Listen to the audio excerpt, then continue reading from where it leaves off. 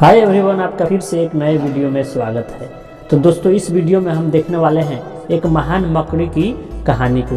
तो एक मकड़ी अपना जाला बनाने के लिए एक उपयुक्त स्थान की तलाश में थी। वह चाहती थी कि उसका जाला ऐसे स्थान पर हो जहां ढेर सारे कीड़े मकोड़े और मक्खियाँ आकर फंसे। इस तरह से वह मज़े में खाते और पीते आराम करते हुए अपना जीवन बिताना चाहती थी।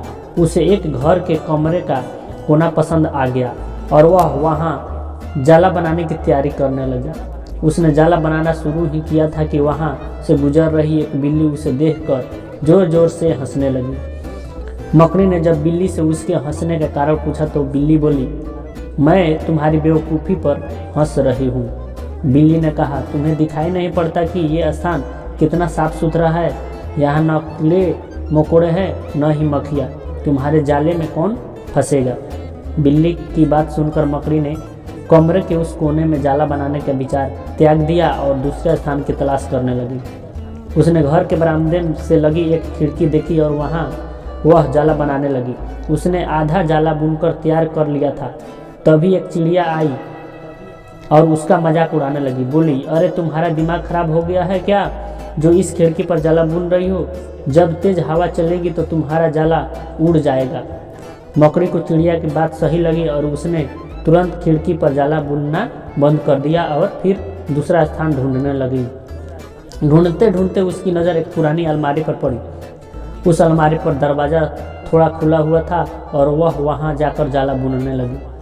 तभी एक कॉकरोच वहां आया और उसे समझाइश देते हुए बोला, इस स्थान पर जाला बनाना व्यर्थ है। यह अलमारी बहुत पुरानी हो चुकी है। कुछ ही दिनों में इसे बेच दिया जाएगा और तुम्हारी सारी मेहनत बेकार चली जाएगी।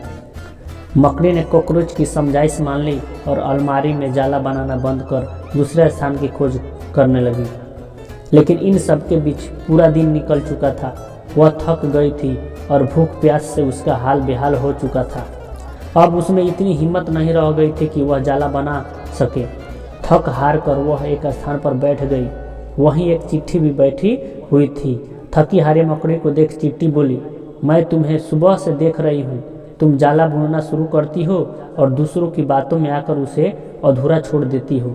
जो दूसरों की बातों में आता है उसका तुम्हारे जैसा ही हाल होता है। चिट्ठी की बात सुनकर मकड़ी को अपनी गलती का एहसास हुआ और वह पछताने लगी। सीख, अक्सर ऐसा होता है कि हम नया काम शुरू करते हैं और नकारात्मक मानसिकता के लोग आकर हमें हतोत्साहित करने लगते हैं।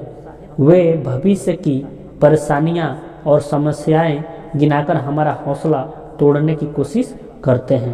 कई बार हम उनकी बातों में आकर अपना काम उस स्थिति में छोड़ देते हैं जब वह पूरा होने की कगार पर होता है और बाद में समय निकल जाने पर हम पछताते रह जाते हैं। आवश्यकता है कि हम भी कोई नया काम शुरू करें तो पूर्ण सोच विचार कर करें और उसके बाद आत्मविश्वास और दृढ़ निश्चय के साथ उसका काम में जुट जाए। काम अवश्य पूरा होगा। यदि हमें अपने जीवन में सफलता प्राप्त करनी है तो लक्ष्य के प्रति हमें ऐसा ही दृष्टिकोण रखना पड़ेगा। दोस्तों, उम्मीद करता हूं कि कहानी आपको पसंद आई होगी। चैनल पर नए हैं तो चैनल को सब्सक्राइब जरूर करें और वीडियो कैसा लगे हमें कमेंट करके जरूर बताएं।